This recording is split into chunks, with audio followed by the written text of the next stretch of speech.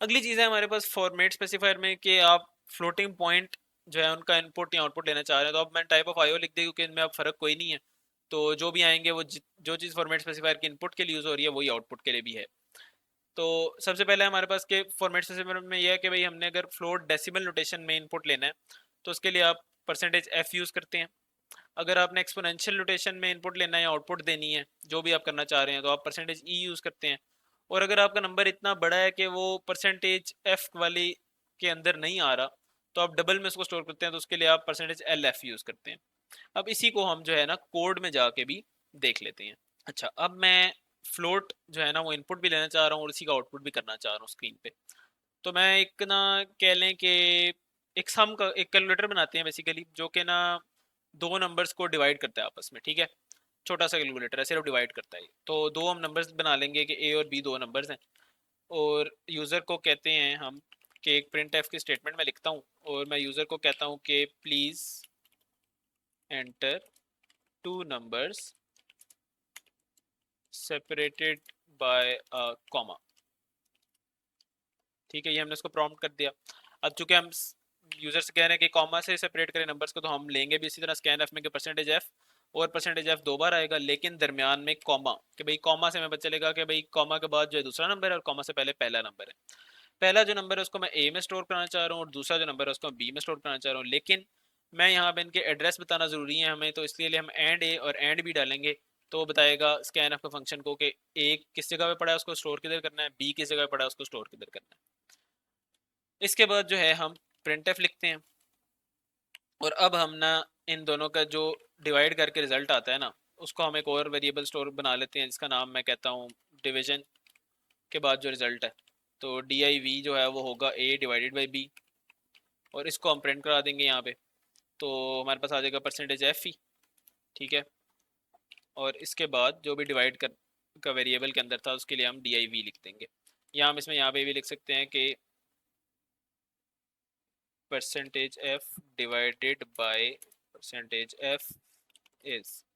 तो percentage F पहले वाला इसकी जगह मैं ए लिख देता हूँ और परसेंट दूसरे वाले की जगह बी, तो याद आएगा कि ए में जो भी वैल्यू स्टोर्ड है डिवाइडेड बाय बी में जो भी वैल्यू स्टोर्ड है इज, और जो उनका रिजल्ट आएगा, ठीक है। तो ये थोड़ा सा पढ़ने में थोड़ी आसानी होगी। अब हम कोड को रन करते हैं।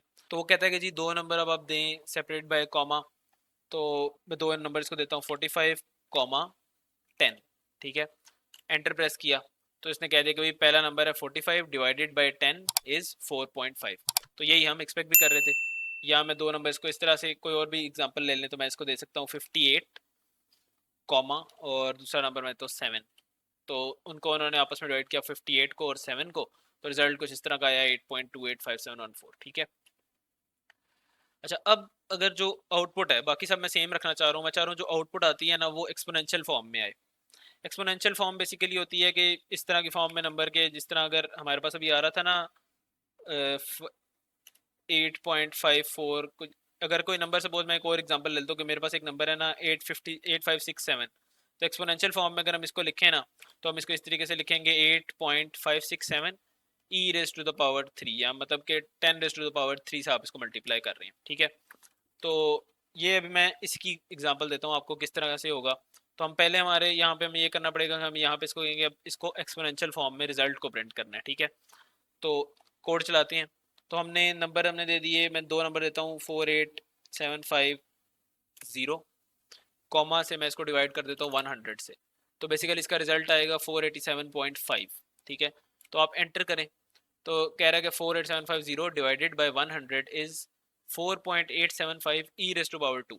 तो बेसिकली क्या है, यही रहा है कि दो पॉइंट्स अब आगे चले जाएं तो ये 487.5 बन रहा है, लेकिन एक्सपोनेंशियल नोटेशन में ये लिखा हुआ है। मतलब अगर मैं आपको यहाँ पे भी थोड़ी समझा दूँ कि जिस तरह अभी वो कह रहा है वो कहना क्या चाह रहा है, अभी लिखा है हमारे पास 4.875 e raise to the power 2, ये लिखा है ना। तो इसका मतलब क्या है कि ये कह रहा है कि 4.875 और इसको दो बार जीरोस आप आगे ले जाएं, तो मतलब कि 100 से मल्टीप्लाई कर दें तो ये बन जाता है 487.5, ठीक है। तो वही अगर आप इसको फ्लोट में करेंगे तो 487.5 आ जाएगा। जब आपने परसेंटेज ई लिखा तो उसने एक्सपोनेंशियल रोटेशन में उसको प्रिंट कर दिया। तो कभी कभी होता है इस तरीके से कि जब आप कोड लिख रहे हो तो आप कभी कभी चार इस तरह से होते हैं कि जो आपका रिजल्ट आए वो एक्सपोनेंशियल नोटेशन में आए, तो उसके लिए आप परसेंटेज ई यूज़ कर लेते हैं। वैसे नॉर्मली अगर आप जब लिख रहे होंगे तो मोस्टली आप परसेंटेज एफ यूज़ करेंगे, बहुत कम होता है कि आप परसेंटेज ई यूज़ कर रहे हो। लास्ट जो फॉर्मेट स्पेसिफायर है हमारे पास, वो है हमारे पास कैरेक्टर का फॉर्मेट स्पेसिफायर। कैरेक्टर का जो फॉर्मेट स्पेसिफायर है ये यूज़ होता है कि जब भी आपने कोई यूज़र से कोई कैरेक्टर इनपुट लेना हो, ठीक है। कैरेक्टर इनपुट जो है हमने पहले भी कही थी, जिस तरह कैरेक्टर इनपुट एक सिंगल अल्फ़ाबेट या सिंगल नंबर, न्यूमेरिक नंबर हो सकता है, या सिंगल कोई कैरेक्टर हो सकता है, स्पेशल कैरेक्टर जैसे कॉमा है, फुल स्टॉप है, इस तरह की कोई भी चीज़, ठीक है। तो इसका कैरेक्टर का जो है ना, हम एग्जांपल एक ले लेते हैं कैरेक्टर का स्पेसिफायर जो है वो कैसे यूज़ करते हैं। तो फॉर्मेट स्पेसिफायर इसका परसेंटेज सी है, और इसको हम कोड में जो है ना यूज़र से सपोज दो कैरेक्टर इनपुट लेते हैं, तो वो हम देखते हैं किस तरीके से होता है। तो हम एक कैरेक्टर सबसे पहले डिक्लेयर करवा लेंगे। तो कैरेक्टर में दो कैरेक्टर डिक्लेयर करता हूँ, CH1 और CH2 के नाम से। अब मैं ये करता हूँ कि यूज़र को कहता हूँ कि दो कैरेक्टर दे, इनपुट पे सेपरेटेड बाय स्पेस।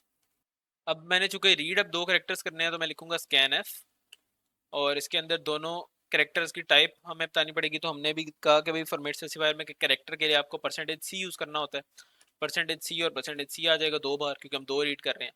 और मैंने यूज़र को कहा कि सेपरेट बाय स्पेस आने चाहिए। तो अगर मैं इसमें स्पेस ना भी दूँ तब भी ठीक है, और अगर मैं स्पेस दे भी दूँ तब भी ठीक है। तो स्पेस दे दें तो बेहतर होता है कि आपको याद रहेगा कि दरमियान में जो भी चीज़ है ये यूज़र ने बतानी भी होती है। मतलब कभी इधर कॉमा आ गया तो फिर आपको बताना होगा कि यहाँ पे कॉमा भी आता है, इसलिए स्पेस दे के एक वो आदत सी बन जाएगी कि आपको पता होगा कि दोनों कैरेक्टर के दरमियान में क्या आ रहा है। अच्छा, आगे इन कैरेक्टर के एड्रेसेस हमें देने होंगे जिसमें ये स्टोर कराए। तो मैं and CH1 comma and CH2 लिख देता हूँ, तो इनमें स्टोर करवा देगा। और बाद में प्रिंट कराता हूँ कि देखते हैं कि भाई जो वाकई वही रिजल्ट्स आए हैं। आप कोड को रन करें। अब कोई से करेक्टर, दो करेक्टर्स अब आप इसको बता दें सेपरेट बाय स्पेस। तो मैं इसको कहता हूँ कि मैं कोई दो करेक्टर बता रहा हूँ, इसको M स्पेस A एंटर करता हूँ। तो उसको उसने कह दिया कि स्टोर्ड इन, पहले वाले करेक्टर जो क्या है इसके अंदर M स्टोर्ड है, दूसरा वाला करेक्टर जो है इसमें A स्टोर्ड है। इसी तरह आप कोई दो करेक्टर दे नंबर्स दे सकते हैं, जैसे कि 1 और 4, लेकिन सिंगल जो है ना नंबर जो है ना वो एक करेक्टर का होना चाहिए, मतलब 14 नहीं हो सकता, 1 और 4 अलग अलग हो सकते हैं। तो एंटर आप करेंगे तो वही पहले वाले करेक्टर में 1 चला गया, दूसरे वाले में 4 चला गया। इसी तरह आप कोई इनमें स्पेशल करेक्टर्स भी दे सकते हैं, ऐसे मैं दे देता हूँ क्वेश्चन मार्क और फुल स्टॉप, ठीक है। तो पहले वाले करेक्टर में क्वेश्चन मार्क चला गया और दूसरे वाले में फुल स्टॉप चला गया। तो ये भी बड़ा यूज़फुल होता है कि जब आप कोई ना, आगे हम देखेंगे स्विच की स्टेटमेंट्स हम यूज़ करते हैं, तो यूज़र को हमने बताना होता है कि जी ये बताओ कि कौन सा वाला इनपुट यूज़ करना है, इनपुट की टाइप कौन सी यूज़ करनी है। तो उसमें मल्टीपल हमारे पास हम ऑप्शन देते हैं कि ए से लेके सपोज सी तक हमारे पास ऑप्शन हैं। तो अब यूज़र से भी इनपुट लेते हैं तो बताता है कि अच्छा ए मैं यूज़ करना चाह रहा हूँ, या मैं सपोज सी यूज़ करना चाह रहा हूँ, तो उधर ही अक्सर यूज़ होता है। कैरेक्टर मोस्टली इसी तरह के जब चॉइसेस मेक करनी होंगी ना तभी यूज़ हो रहा होता है। इसके अलावा कमो बेश इसका कहीं पे इस्तेमाल आता होता है। तो ये थे जी हमारे पास फॉर्मेट स्पेसिफायर। फॉर्मेट स्पेसिफायर बड़े इंपॉर्टेंट इसलिए थे क्योंकि स्कैन एफ प्रिंट एफ की स्टेटमेंट जो बहुत कॉमनली यूज़ होती हैं, इनके अंदर पहली वाला जो आर्ग्यूमेंट है वो है ही फॉर्मेट स्पेसिफायर का। और ये नॉन होना में इसलिए ज़रूरी है कि कभी भी हमने किसी भी टाइप का इनपुट लेना हो, उसको किस तरह से इनपुट लेना है, वो जो क्या है हमें फॉर्मेट स्पेसिफायर ही बताता है। तो हमने देख लिए तीनों किस्म के फॉर्मेट स्पेसिफायर, जिसमें कि पहले हमारे पास थे इंटीजर के, तो हमने इंटीजर वाले देख लिए। इंटीजर में हमने कहा था कि जो कॉमनली यूज्ड हैं वो हमारे पास है %d और %i। फिर हमने कहा कि भाई %d और %i में हमने कहा कि इनपुट लेते हुए %d और %i इन दोनों में फ़र्क है, जबकि आउटपुट देते हुए %d और %i सेम है। तो इसका फ़र्क को भी हमने देखा है क्या है। फिर हमने दूसरा कहा कि फ्लोटिंग पॉइंट हमारे पास होते हैं नंबर्स, उनके लिए एक अलग फॉर्मेट स्पेसिफायर्स हैं। तो हमने कहा कि उसके लिए %f होता है, %e होता है और %lf होता है। हमने कहा कि भाई जो सादा फ्लोटिंग पॉइंट नंबर है एक छोटी वैल्यू है %f में आ जाएगी, लेकिन बड़ी वैल्यू तो %lf में आएगी। और अगर आपने डेसिमल नोटेशन में करना है तो आप %f में डिस्प्ले करेंगे, और अगर आपने एक्सपोनेंशियल नोटेशन में करना है तो आप %e से डिस्प्ले कराएंगे। लास्ट हमने देखा कि भाई एक और चीज़ होती है हमारे पास कैरेक्टर की। तो अगर हमने कभी भी कैरेक्टर्स जो क्या इनपुट लेने हो तो उसके लिए हमारे पास, या आउटपुट भी देने हो तो उसके लिए हमारे पास %c का फॉर्मेट स्पेसिफायर है, जो कि उसको बताता है कि भाई कैरेक्टर की इनपुट ले रहे हैं या फिर कैरेक्टर आउटपुट कर रहे हैं हम स्क्रीन के ऊपर। तो ये थी आज की जो वीडियो में हमने सारा देखा फॉर्मेट स्पेसिफायर्स का, उस सारे की एक छोटी सी समरी। बाकी अब आप इन्हीं को यूज़ करते हुए छोटे छोटे कोड्स लिख लें। आप एक कैलकुलेटर बना लें जो कि दो नंबर्स के इनपुट लेता है, उन नंबर्स के मल्टीप्लाई भी कराता है, सम भी कराता है, सब्ट्रैक्ट भी करवाता है, डिवाइड भी करता है, और इनका रिजल्ट डिस्प्ले करा देता है सारे के सारे इकट्ठे। तो इतना जो है ना अभी आपको करने के लिए ना, अभी तक जितना आपने पढ़ा है इसके साथ आप ये वाली चीज़ कर सकते हैं। तो इसके अलावा जितनी आप इसे इस तरह की एग्जांपल्स लेके प्रैक्टिस करेंगे, उतना ज़्यादा जो है ना आपकी अंडरस्टैंडिंग बेहतर होती चली जाएगी।